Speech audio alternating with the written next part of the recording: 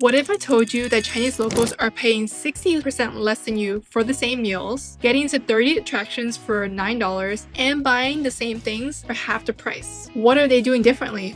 Well, they're not paying the tourist tax. To be clear, it's not a literal tax that you'll see on your receipt, but what I'm referring to is the sneaky little markup that's baked into everything we touch as tourists. Think food, shopping, hotels, attractions, everything. And it's not even something that you really notice when you're out and about until you get home and you're looking at your credit card statement, wondering why it turned out to be a little bit more expensive than you expected. But that's not going to happen to my viewers because I share with you all the best China travel tips so you can travel like a pro, such as the 3% payment method that you all loved. And that's just the appetizer. I have so many more great ones to share.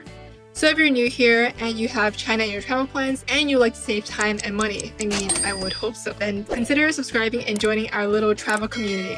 Today in this video, we're going a lot bigger than a few yuan here and there. These few smart tips can cut your trip costs dramatically and would have saved me so much money if I had known them before my first trip. Especially number 5, which you really need to see. Tip 1. Avoid visiting during Chinese holidays.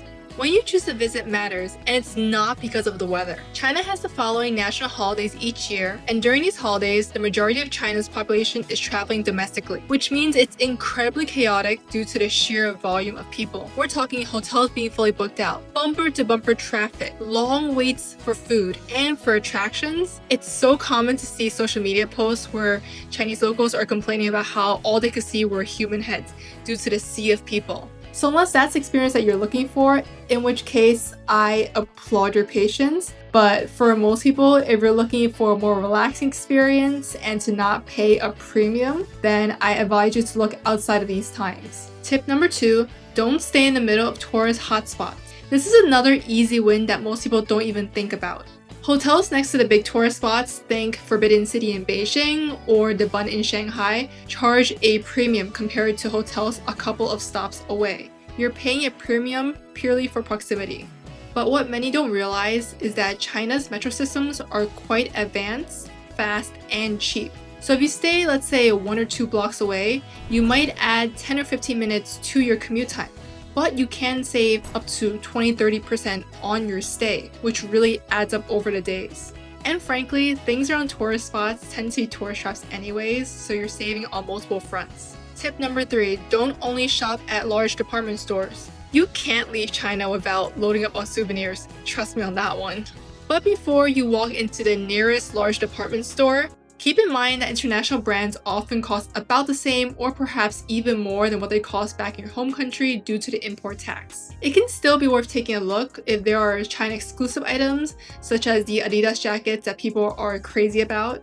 However, if you're looking for real savings, it can be worth checking a couple other places as well. For example, you can have the smaller malls that carry domestic brands, you have the underground shopping malls, and then you also have wholesale marts in certain cities as well. And of course, there's online shopping. These are where the locals are shopping, and therefore you'll find better prices and better value.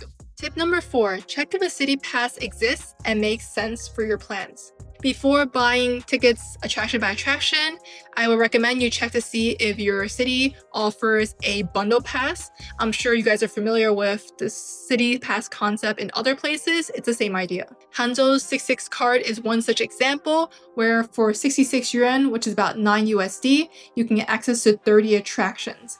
So I got my money's worth by just visiting 2 attractions, and if you're visiting with a large group, savings can really add up substantially. Now just note that not every city has something like this, and it may not make sense depending on what you're planning to do. So for example, I didn't get the Shanghai one because the attractions on there weren't ones that I was interested in, but it can be worth taking a look because if you're planning to go there anyways, it's basically free money back in your pocket. Tip number 5, use apps to get exclusive prices on food and services in China. We all love a good deal, especially Chinese people, but paying full price? Absolutely not.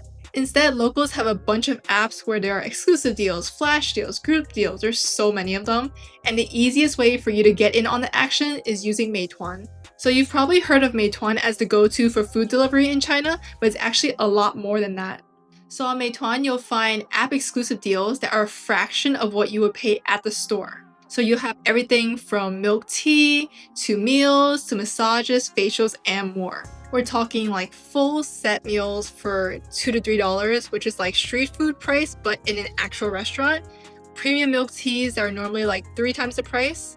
It's suspiciously good, but it's real and something locals use every single day. So if there's one tip that you have to take away from this video, it should be this one.